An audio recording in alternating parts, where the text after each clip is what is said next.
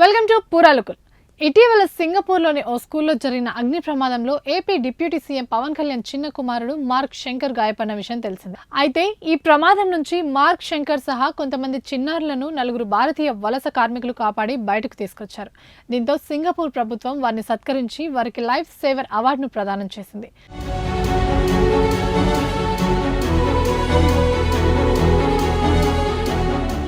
వారి ప్రాణాలను పణంగా పెట్టి పిల్లలను రక్షించినందుకు ఈ అవార్డును ప్రదానం చేసినట్లు సింగపూర్ సివిల్ డిఫెన్స్ ఫోర్స్ పేర్కొంది. ఈ ప్రమాదంపై కార్మికులు సైతం స్పందించారు. మేము చూసేసరికి గదిలో పిల్లలు భయంతో వణుకుతూ అరుస్తూ కనిపించారు. 3వ అంతస్తు నుంచి కొందరు పిల్లలు దూకేయాలని చూశారు. వెంటనే వారిని ఆపి క్షేమంగా కిందికి తీసుకొచ్చామని కార్మికులు అన్నారు. ఈ ప్రమాదంలో ఓ చిన్నారి ప్రాణాలు కోల్పోయిందని, ఆమెను కాపాడలేకపోయినందుకు బాధగా ఉందని విచారణ వ్యక్తం చేశారు కార్మికులు.